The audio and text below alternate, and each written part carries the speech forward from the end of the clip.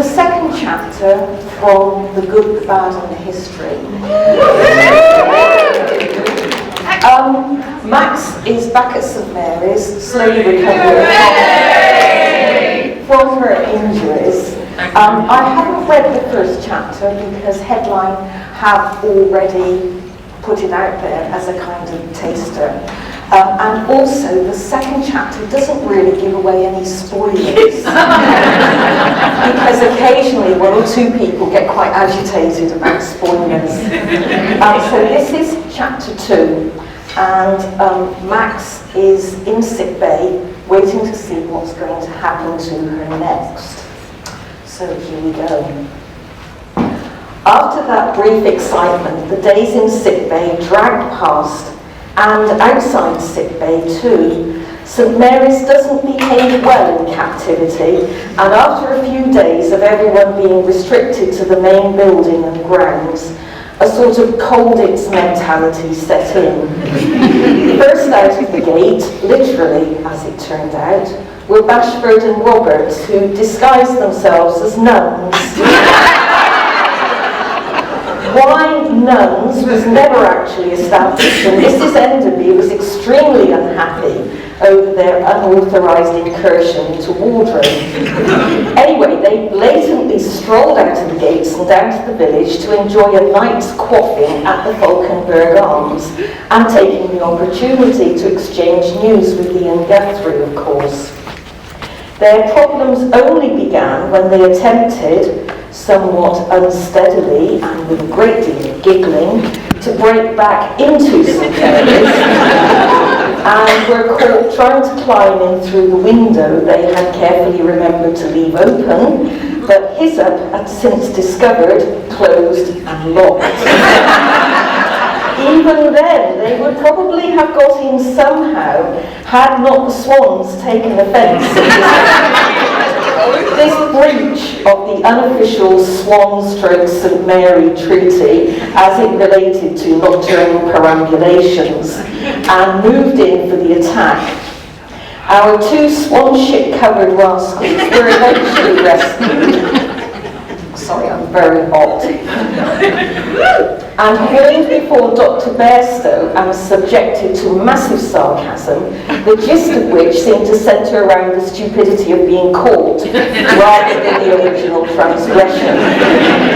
Exciting rumours that vital evidence revealing the identity of the shooter of Commander Treadwell had been surreptitiously buried in the vegetable patch was sadly discovered to be untrue, but only after 2 squads of police cadets had turned up with wellies and spades, and the entire veg patch had received a thorough and much needed digging over.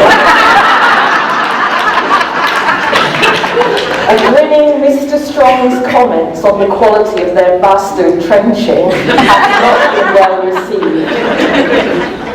Back in sick bay, Small Hope and I were briefly joined by Miss Sykes. Her attempt to induce Turk to wear 13th century horse armour had failed quite spectacularly. She'd ended up in the rhododendrons, and he was subsequently discovered just outside B&Q on the Rushford Bank,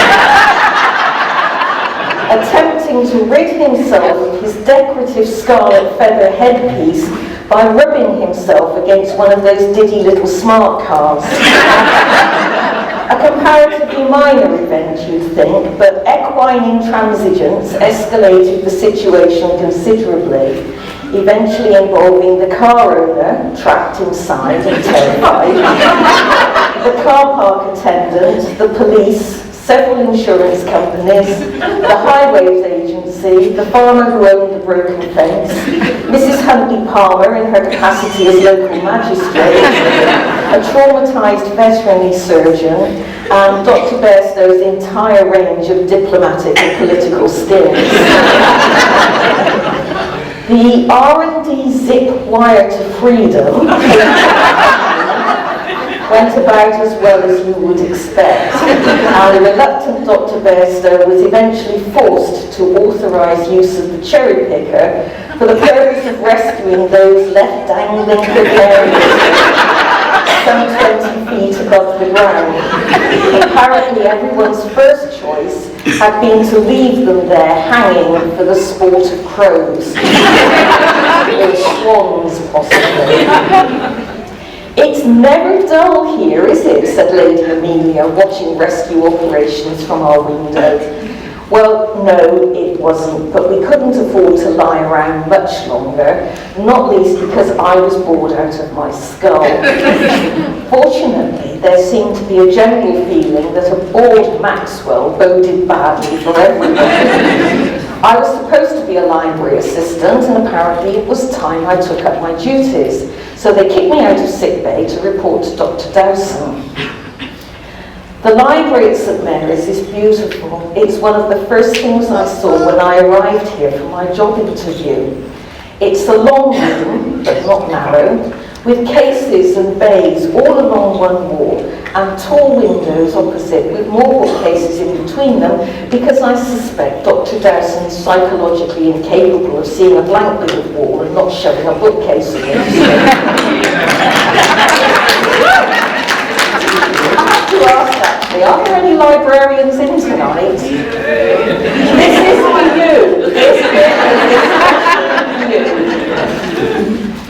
The big section is history, obviously, but the whole library is well stocked, and like all librarians, Dr. Dowson has friends in high and low places and can get you almost anything you want, and definitely everything you need.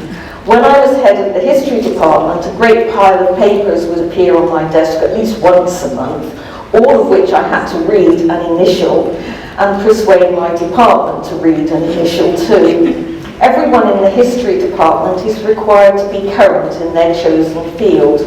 Ancient history, before you ask, with British and European medieval as my second speciality, and Tudor bringing up the rear. Dr. Dowson's giant desk stood in the back corner, littered with heaven knows what. Books, papers, the tools of his trade, what looked like a small handheld crossbow, with overdues apparently, and occasionally the kitchen cat Vortigern, because he fancied a different desk on which to snooze that day. I often imagine a couple of archaeologists roping themselves together for safety's sake and indulging in a bit of exploratory excavation among the desk strata. Behind his desk were two doors. One led to his office, where he, me, and Professor Rapson have shared many a toasted crumpet around tea time.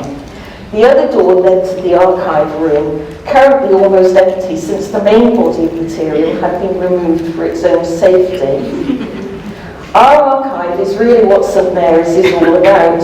As Dr. Bairstow always says, it's important to have a true record of events. Not the political version, not the religious version, not the version put about by the winners, and definitely not the bought and paid for version, but the actual warts and all correct version.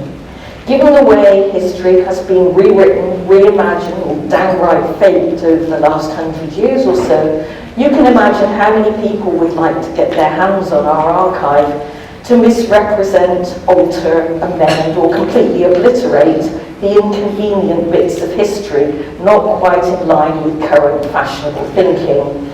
And if that ever did happen, everything we had ever accomplished would be a complete waste of time, because we wouldn't be able to go back and do it again. There are no do-overs in history. I should probably include a teeny tiny explanation here. The purpose of St Mary's is to investigate major historical events in contemporary time, to discover what actually happened and record and document those events as they occur. Brace yourselves. It's time travel.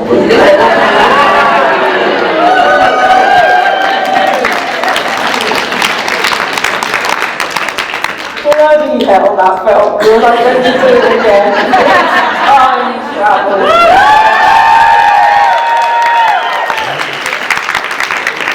I better stop now before I become overexcited. Please don't ask where the archive is at this moment. Leon and Professor Penrose have stashed it away somewhere, and wisely they aren't telling anyone. So I say to the forces of darkness, torture me as you will, I cannot tell you a thing.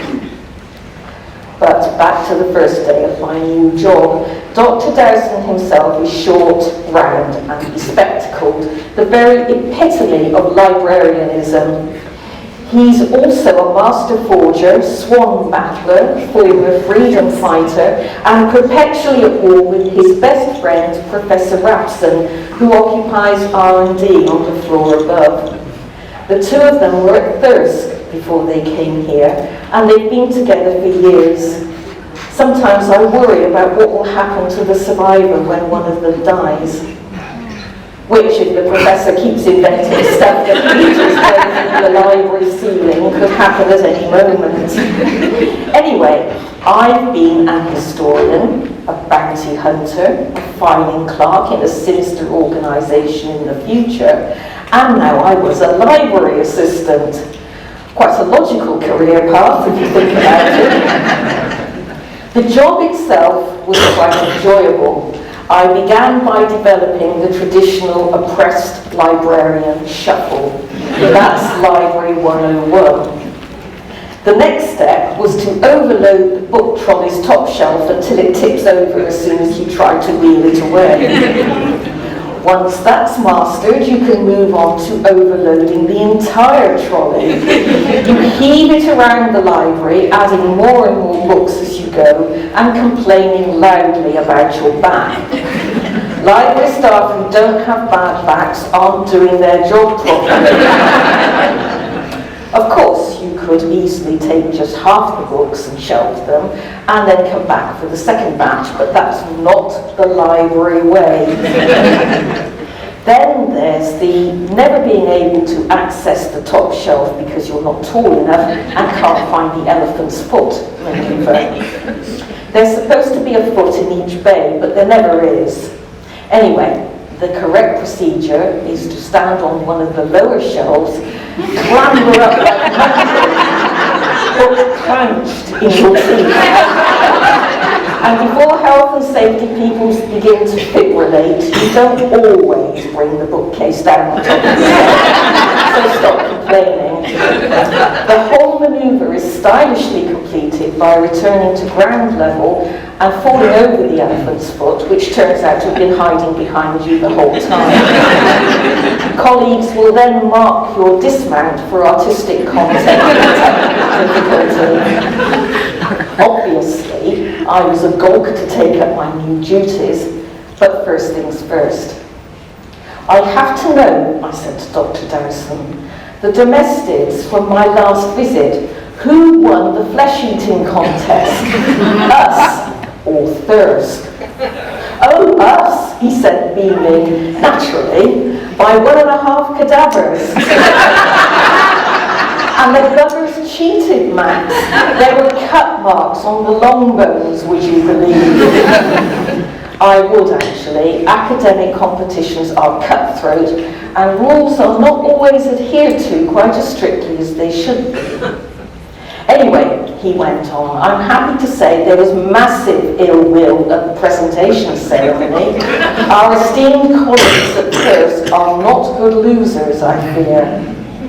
Oh, excellent, I said, making a mental note to steer clear of Thirsk's representative at St. Mary's, at least until the dust had settled.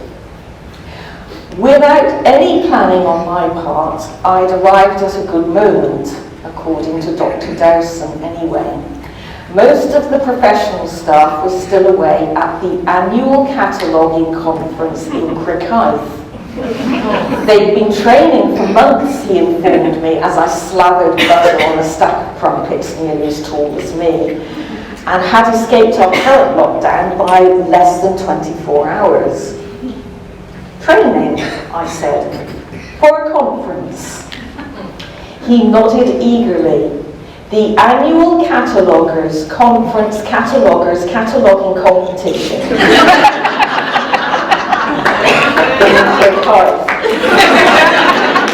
I stared at him. You're making that up. No, I promise you. The highlight of the cataloguer's year, not that there are that many of course, which may go some way to solving the problem of perpetually depressed cataloguers. He frowned. Perhaps we could organise a series of events to cheer them up a bit. I'll give it some thought. Anyway, our hopes are very high this year. Miss Brooke is joint favourite in the speed cataloguing section, and she and Mr. Bond are strong contenders for the cage cataloguing event. Cage cataloguing, I said cautiously, because like all librarians, his sense of humour is different to that of lesser mortals. Yes, indeed, a brutal and bloody affair.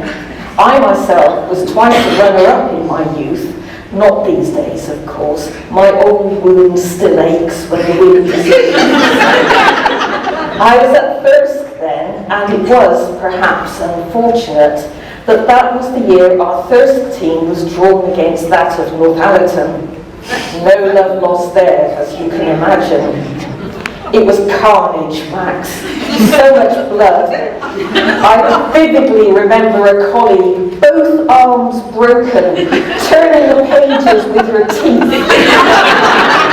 Rather like that Spartan at Thermopylae. Good heavens, did you win? His face darkened. No, there was, well, let's just call it foul play. Never turn your back on an indexer, Max. Or an archivist.